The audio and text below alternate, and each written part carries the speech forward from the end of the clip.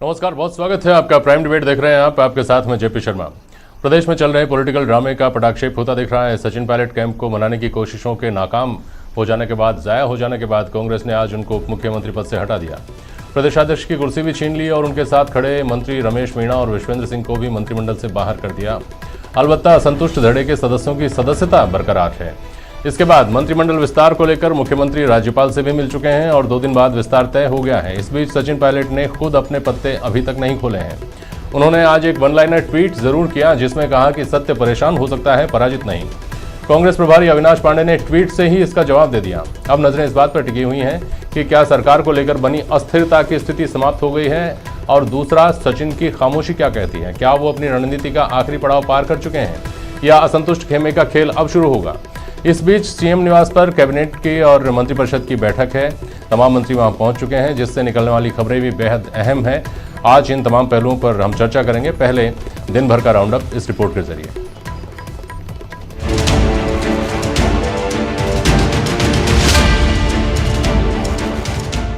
सियासी दंगल में कभी अशोक गहलोत बीस तो कभी पायलट। 3 दिनों से मरुधरा की महाभारत में दांव पर दांव चले गए और आखिरकार पायलट को प्रदेश अध्यक्ष और डिप्टी सीएम दोनों ही पद से हाथ धोना पड़ा। अब जरा समझ लीजिए कि आखिर 12 जुलाई से मरुधरा की महाभारत में क्या क्या हुआ। 12 जुलाई गुरुग्राम के एक होटल में पायलट समर्थक विधायक। पायलट खेमे का दावा, अल्पमत में गहलोत सरकार। संकट सुलझाने दिल्ली से जयपुर भेजे गए 3 बड़े नेता। गहलोत के घर विधायकों की परेड। गहलोत को 109 एमएलए के समर्थन का दावा। 13 जुलाई जयपुर में कांग्रेस विधायक दल की बैठक। कैमरे के सामने अशोक गहलोत ने किया शक्ति प्रदर्शन। विधायक दल की बैठक में नहीं पहुंचे सचिन पायलट। हित के बावजूद कांग्रेस ने पायलट पर नहीं लिया एक्शन। कांग्रेस ने सचिन पायलट से की बातचीत की अपील। पायलट का दावा, गहलोत के पास सिर्फ 84 विधायक। पायलट खेमे ने देर शाम अपने विधायकों का जारी किया वीडियो। 14 जुलाई कांग्रेस ने फिर बुलाई विधायक दल की बैठक। सचिन पायलट से विधायक दल की बैठक में आने की अपील। फिर भी अड़े रहे सचिन पायलट, बैठक में नहीं पहुंचे।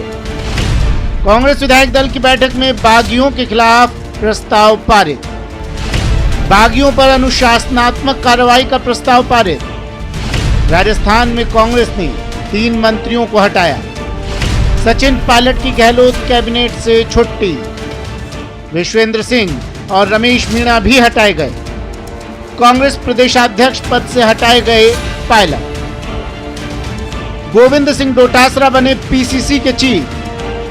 लेकिन अभी पिक्चर बाकी है और पूरी नजर पायलट के अगले कदम पर है। Bureau report, news 18 network. और हमारे साथ आज प्राइम डिबेट में सुरेश चौधरी साहब हैं, कांग्रेस के नेता, कांग्रेस के प्रवक्ता। पूर्व मंत्री भाजपा के नेता वासुदेव देवनानी साहब हैं। सुरेश जैन साहब हैं, राजनीतिक विश्लेषक। ओम सैनी जी, वरिष्ठ पत्रकार, भी हमारे साथ जुड़े हैं। और गोवर्धन चौधरी इस वक्त सीएमआर के बाहर हैं, जहां मंत्रिपरिषद की बैठक चल रही है। बहुत स्वागत है आप सभी का। और गोवर्धन, सबसे पहले तुम्हारे पास आ रहा हूं। आपसे ये समझना चाह रहे हैं गोवर्धन कि ये 2 दिन बाद जब विस्तार होना है और चेहरे बदले जाने हैं, तो आज की बैठक का जो उद्देश्य समझ में आता है वो सीधा सीधा यही आता है कि तमाम जो सदस्य हैं उनसे इस्तीफे ले लिए जाएं।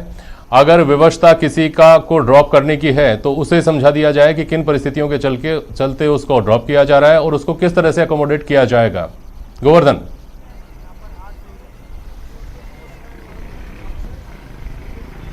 बिल्कुल, देखिए, कैबिनेट की बैठक जारी है और मंत्रिपरिषद की भी बैठक कुछ ही देर में शुरू होगी। इस जो बैठक का जो मकसद ये बताया जा रहा है कि जो ताज़ा राजनीतिक घटनाक्रम है उसको लेकर के एक बार कैबिनेट और मंत्रिपरिषद के जितने भी साथी हैं, जितने भी टीम मेंबर हैं गहलोत के, वो उनसे एक बार क्लोज डोर चर्चा करके और आगे के रोड मैप पर चर्चा करना चाहते हैं और इसीलिए ये बैठक बुलाई गई है। आज पूरी सर्जरी करने के बाद, संगठन की सर्जरी और सत्ता की मिनी सर्जरी करने के बाद ये पहली बार कैबिनेट और मंत्रिपरिषद बुलाई गई है।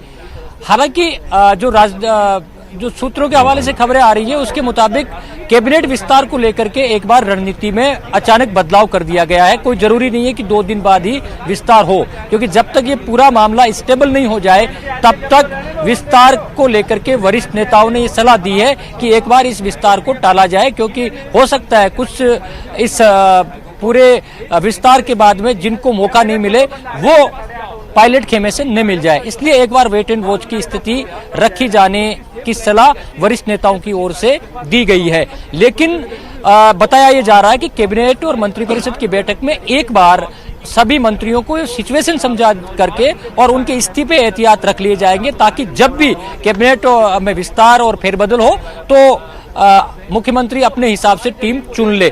ज्यादा लोगों को ड्रॉप किए जाने की संभावनाएं नहीं बताई जा रही। जो राजनीतिक प्रेक्षक और कांग्रेस के हमारे सूत्र कह रहे हैं उनके मुताबिक मौजूदा राजनीतिक परिस्थितियों में अब ड्रॉप करने लायक स्थिति है नहीं, क्योंकि जिनको ड्रॉप करना था उनको बाहर का रास्ता दिखाया जा चुका है।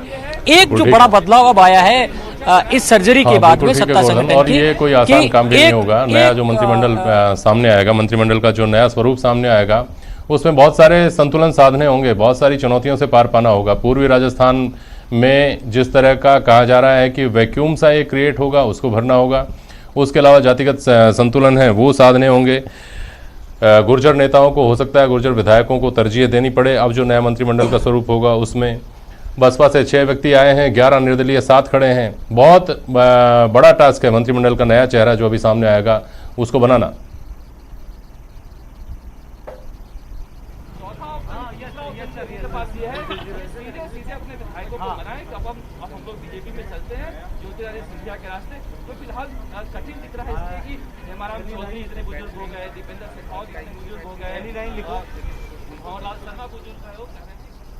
गोवर्धन शायद सुन नहीं पाए, उन्हें उनके पास फिर से जाएंगे हम।